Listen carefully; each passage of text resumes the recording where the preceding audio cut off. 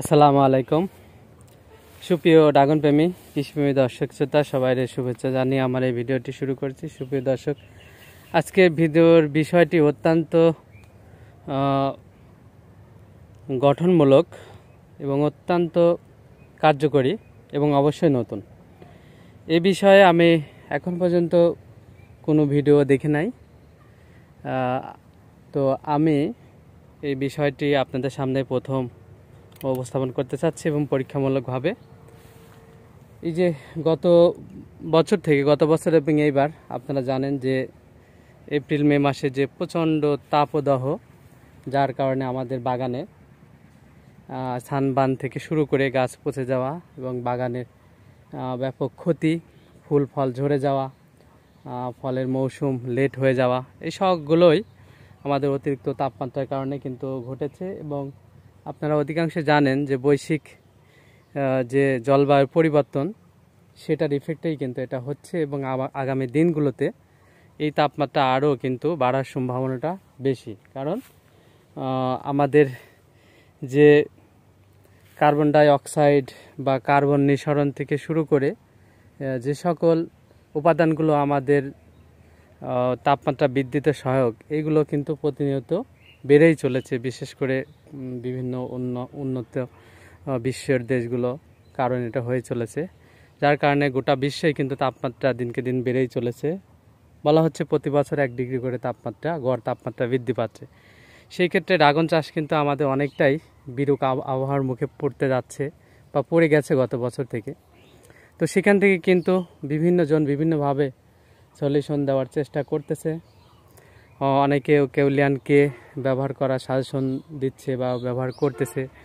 আমি জানি না এটার ফলাফল কেমন, ভালো হলে অবশ্যই ব্যবহার করবেন। তো আমরা প্রাকৃতিকভাবে, আমি ব্যক্তিগতভাবে 2টা বিষয় বিবেচনা করতেছি। তার মধ্যে একটা হচ্ছে এই যে ধুমচা চাষ। আমরা যদি ফেব্রুয়ারি মাসে বাগানে ধুমচা চাষ করি এবং পরিকল্পিতভাবে এইগুলো আমরা যদি এপ্রিলের শেষের দিকে গাছের উপরে পর্যন্ত নিয়ে যেতে পারি, তাহলে এর যে ছায়াটা পড়বে, এই ছায়াটা কিন্তু গাছের তাপমাত্রা অনেকটাই কিন্তু হ্রাস করবে। যদিও আমার এগুলো লাগানো হয়েছিল মার্চের শেষে, যার কারণে গাছগুলো এত কিন্তু বড় হয়নি।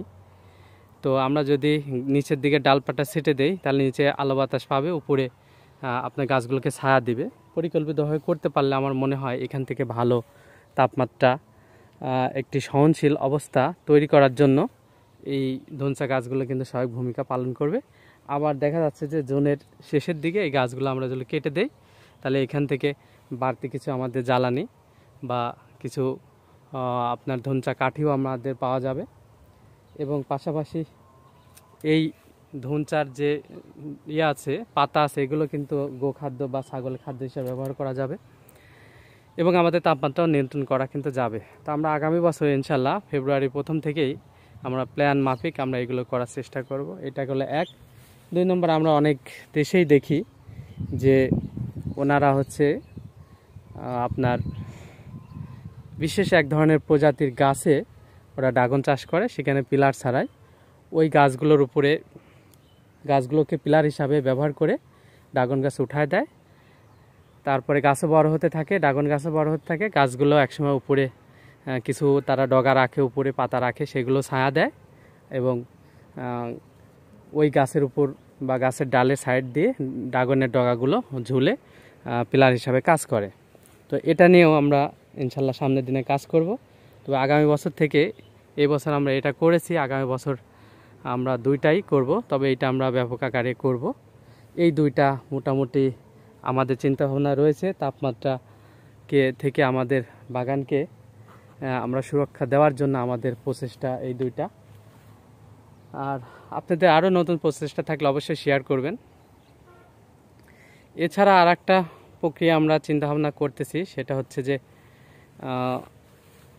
আমরা এই গাছের মাথায়, কারণ উপরের দিকটায় বেশি সানবার্ন হয়, সূর্যের তাপ বেশি পড়ে, ওই জায়গাটা আমরা কোনো কিছু দিয়ে আমরা মাস 2 ঢেকে দিতে পারি কিনা, শুধু ওই জায়গাগুলো, যেমন খড়ের বিচালি বা ধানের কাটার পরে যে আটি থাকে, যেটা অনেক অঞ্চলে বিচালি বলে, ওইটা বেঁধে চারিদিক দিয়ে ছড়িয়ে দিয়ে তাপমাত্রা কম করে, ওটাও আমরা আগামী বছর পরীক্ষামূলক হিসাবে আমরা করবো ইনশাল্লাহ।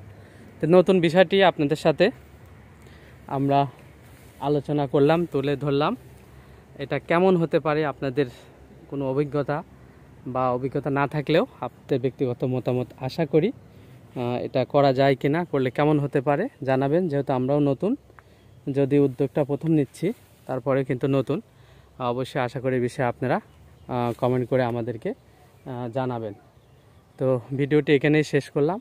আমরা গোটা বাগানেই দিয়েছিলাম বিসি, কিন্তু ওই সময় অত্যাধিক তাপমাত্রার কারণে অনেক গাছ বের হয়নি, যেগুলো বের হয়েছে তাও অনেক লেটে, যার কারণে আমাদের প্রকৃত তাপমাত্রা যখন বেশি হয় তখন কিন্তু এই গাছগুলো ছোট ছিল, কোনো অবদান রাখতে পারে নাই। তারপরে আমরা রাখতেছি, আর 1 মাস রাখবো। রেজাল্টটা বা এটা গাছ কেমন হয়, হেলে পড়ে কিনা, অন্যান্য পরীক্ষা নিরীক্ষা করার জন্য সব কিছু মিলায় ভালো হলে সামনের বছর আমরা ইনশাল্লাহ করব। তো সবাইকে ধন্যবাদ জানিয়ে ভিডিওটি এখানে শেষ করলাম। আল্লাহ হাফেজ।